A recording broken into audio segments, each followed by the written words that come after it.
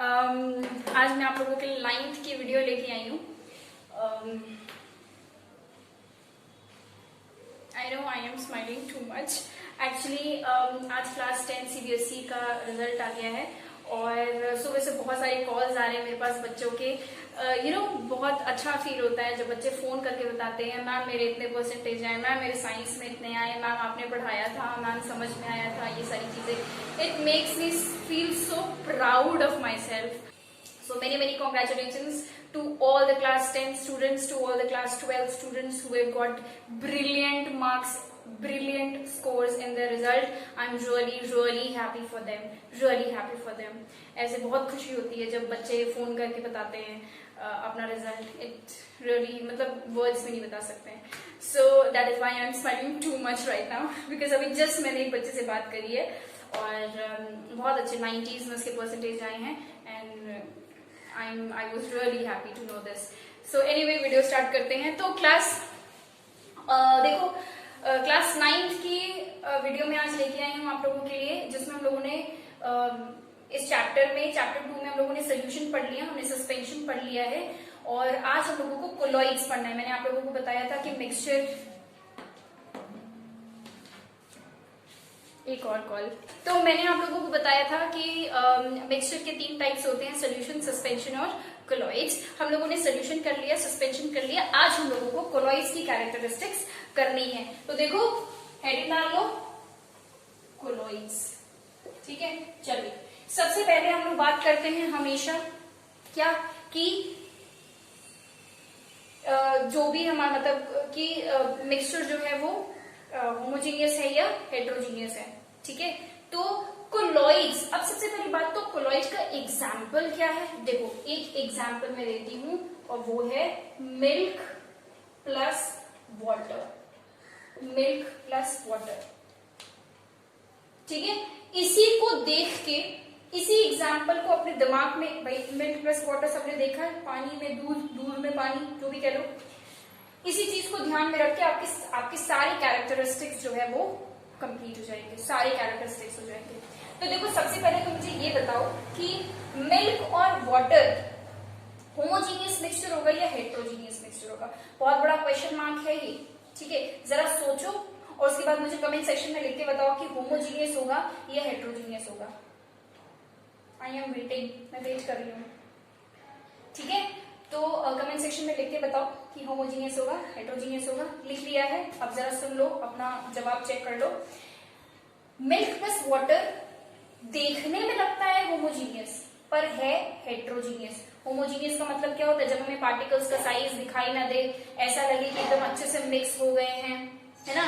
तो जब हम पानी में दूध मिला देते हैं तो मिल्क और वाटर कितने अच्छे से मिक्स हो जाते हैं। कभी पता चलता है कि दूध वाले ने घोटाला किया है पानी मिला के, पता चलता है क्या? नहीं, है ना। बस बहुत अच्छे से मिक्स हो जाते हैं। तो ऐसा लगता है कि सोल्यूशन, ऐसा लगता है कि जो आपका मिक्सचर है वो होमोजीनियस है, बट एक्चुअल में कोलॉइड्स जो है वो हेट्रोजीनियस मिक्सचर होते हैं। हेट्रोजीनियस मिक्सचर होते हैं। बहुत ध्यान से सुनना इस बात को कि दिखने में लगता है कि बहुत अच्छे से मिल्क और वाटर डिसॉल्व हो गए, दिखने में लगता है कि मिल्क के पार्टिकल्स और वाटर के पार्टिकल्स बहुत अच्छे से मिक्स हो गए, हम आइडेंटिफाई नहीं कर पा रहे, पहचान ही नहीं पा रहे। यही तो प्रॉपर्टीज है होमोजीनियस मिक्सचर की, पर है वो हेट्रोजीनियस। ठीक है, तो वो हेट्रोजीनियस इसलिए है बच्चों क्योंकि जब हम पानी में मिल्क मिलाते हैं तो हमें देखने में ऐसा लगता है कि पार्टिकल्स बहुत इवनली डिस्ट्रीब्यूट हो गए हैं।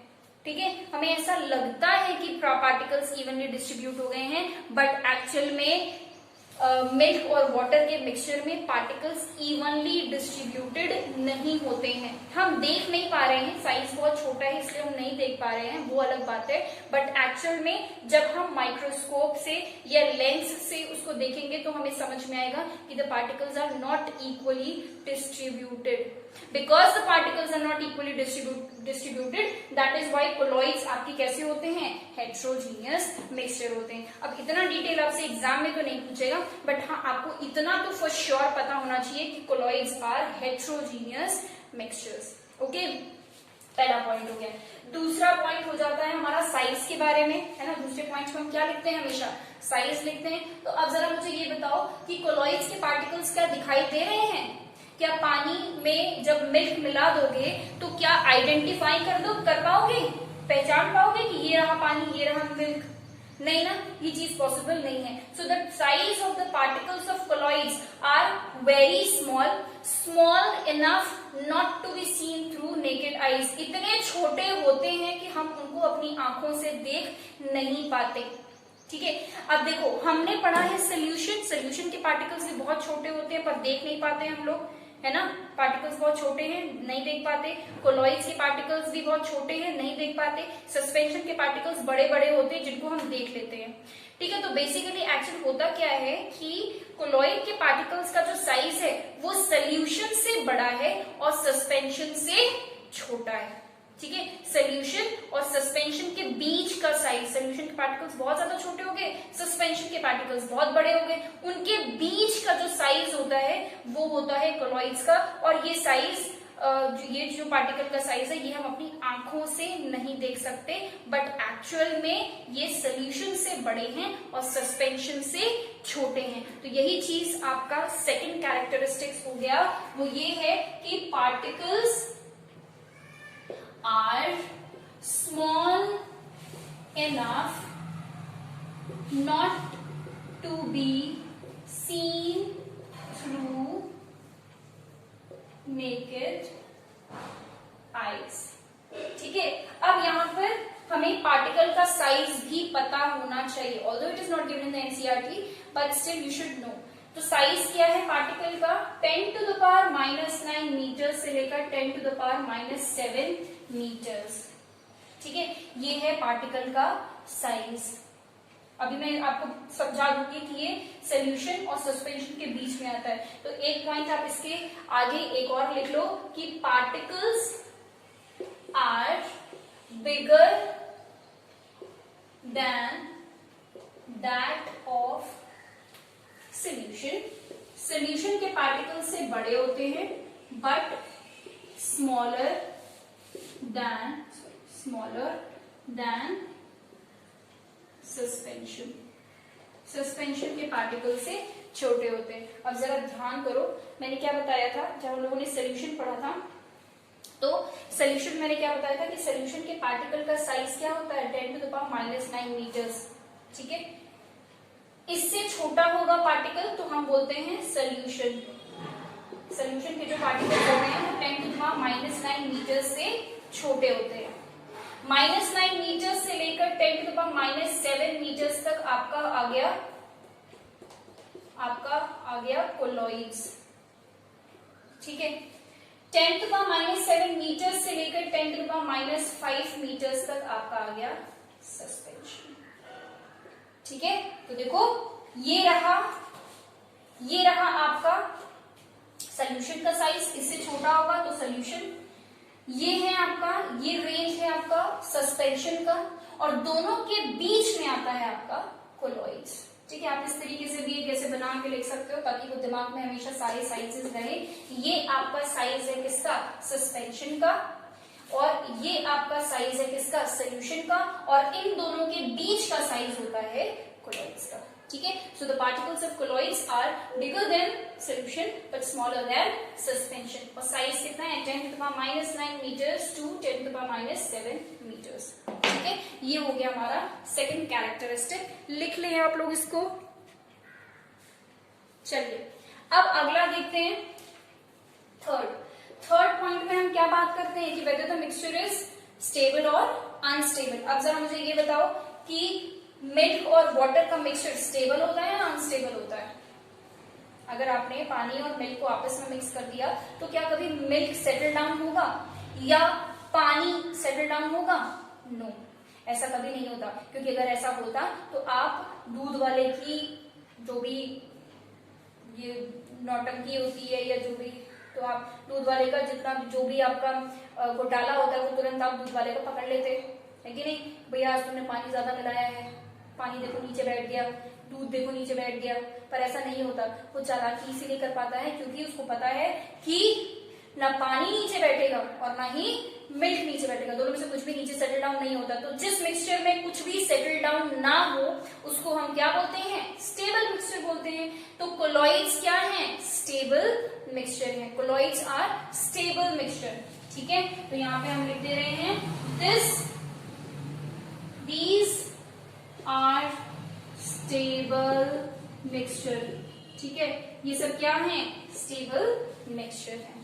ऑलराइट, तो ये हमारे 3 पॉइंट्स हो गए। अब बात आती है स्कैटरिंग ऑफ लाइट की। ठीक है, देखो स्कैटरिंग ऑफ लाइट में मैंने आपको बताया था कि हम क्या करते हैं, पार्टिकल्स के बीच में से लाइट को पास कराते हैं। अगर पार्टिकल्स के बीच में से लाइट को पास होने का रास्ता मिल जाए तो हम कहते हैं लाइट स्कैटर हो गई, मतलब स्कैटरिंग ऑफ लाइट हुआ है, या टिंडाल इफेक्ट हुआ है।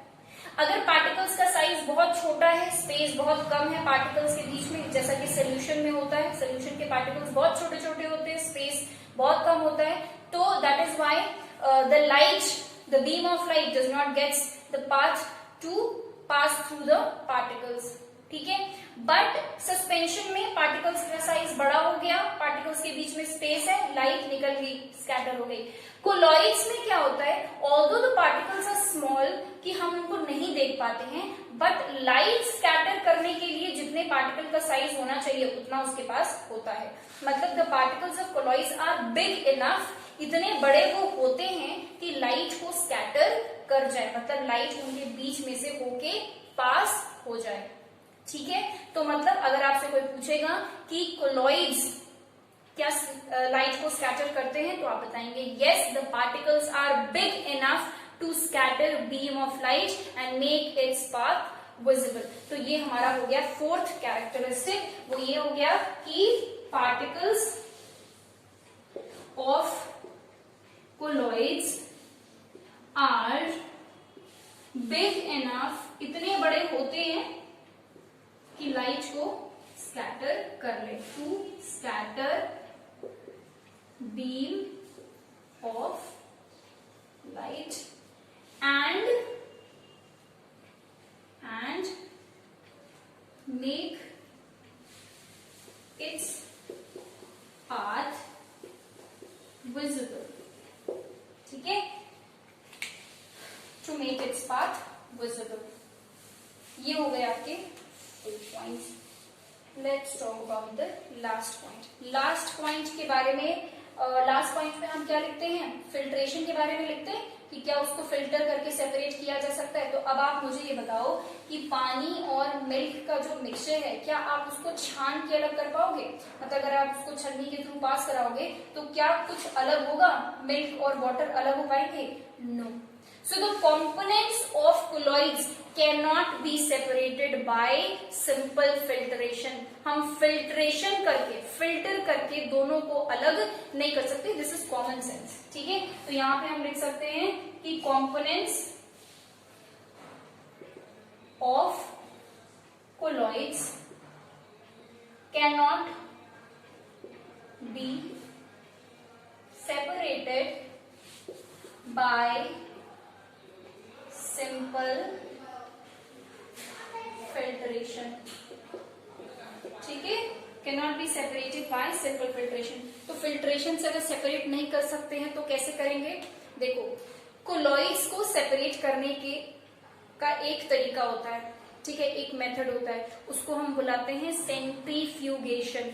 ठीक है, तो इसके आगे आप लिख सकते हो can not be separated by filtration but can be separated by centrifugation। Centrifugation से इसको हम सेपरेट कर सकते हैं, कोलॉइड्स के कंपोनेंट्स को हम सेंट्रीफ्यूगेशन से सेपरेट करते हैं।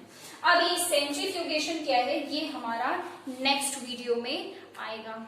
ठीक है, तो ये हो गए आपके कोलॉइड्स के कुछ कैरेक्टरिस्टिक। एक छोटी सी बात और मैं बता दूं, देखो जैसे सोल्यूशन में हमारा सल्यूट और सॉल्वेंट होता है, सॉल्वेंट वो जिसमें हम चीजों को मिक्स करते हैं, सल्यूट वो जिसको हम मिक्स करते हैं, तो ठीक वैसे ही कोलॉइड्स में भी हम दो चीजें बोलते हैं। एक होता है आपका डिस्पर्स्ड फेज और दूसरा होता है, ये डी लिखा है मैंने, डिस्पर्जन मीडियम। ठीक है, एक होता है डिस्पर्स्ड फेज, एक होता है डिस्पर्जन मीडियम। जैसे सोल्यूशन में सोल्यूट और सॉल्वेंट होता है, वैसे कोलॉइड्स में डिस्पर्स्ड फेज और डिस्पर्जन मीडियम होता है। तो डिस्पर्जन मीडियम बेसिकली है क्या, सॉल्वेंट, और डिस्पर्स्ड फेज बेसिकली क्या है, सोल्यूट। मतलब जिसमें आप मिला रहे हो, ठीक है, जैसे अगर आपने दूध में पानी मिलाया है, ठीक है, तो मिल्क आपका हो जाएगा क्या, डिस्पर्जन मीडियम जिसमें मिलाया है, और वाटर क्या हो जाएगा, डिस्पर्स्ड फेज जिसको मिलाया है। ठीक है, तो ये हो गया आपका कोलॉइड्स के बारे में सारे कैरेक्टरिस्टिक्स। सेंट्रीफ्यूगेशन के बारे में हम नेक्स्ट वीडियो में पढ़ेंगे, जब हम लोग हमारा नेक्स्ट वीडियो आएगा मेथड्स ऑफ सेपरेशन पे। अब मैं आप लोगों को एक बात बता दूं कि सीबीएसई 2021-22 का जो कोर्स है, इस सेशन का जो 9th का कोर्स है, वो यहाँ पर चैप्टर 2 का यहाँ खत्म हो गया। मतलब चैप्टर 2 में आपको सिर्फ कोलॉइड्स तक ही पढ़ना है। इसके आगे जो आपका मेथड्स ऑफ सेपरेशन है, it is not included in your exam. ये आपके टर्म 1 में इस सेशन में इंक्लूडेड नहीं है। बट हाउएवर मैं मतलब इस पूरे चैप्टर पे वीडियो बनाऊंगी, मतलब मेथड्स ऑफ सेपरेशन पे भी मैं वीडियो बनाऊंगी। अगर आपकी इच्छा हो तो आप जरूर देख सकते हैं। वैसे बहुत इंटरेस्टिंग है, methods of separation is more interesting than these topics, वो ज्यादा और क्लियर हो जाती हैं चीजें उससे। So thank you for watching this video and subscribe to the channel. अगर आप यहाँ पर नए हैं तो जुड़िए हम लोगों के साथ। मैं क्लास 9th और 10th की केमिस्ट्री पढ़ाती हूँ और कुछ इंपॉर्टेंट वीडियोस भी साथ साथ मैं आप लोगों को अपडेट देती रहती हूँ अबाउट सीबीएसई। और इसके बाद हम लोगों का क्लास 11th का भी सिलेबस बहुत जल्दी शुरू होने वाला है। कोशिश मेरी पूरी जारी है। तो प्लीज पुट योर थॉट्स। एक रिक्वेस्ट है कि आपके थॉट्स पढ़ के, आपके कमेंट्स पढ़ के मुझे बहुत अच्छा फील होता है। मतलब I don't know, I feel myself very proud. So that is why please put your thoughts, your comments, your compliments, your advice, suggestion, whatever comes in your mind, please put it in the comment section. I will make sure that I respond to it, I reply to it, and I follow it. Thank you so much. Bye bye.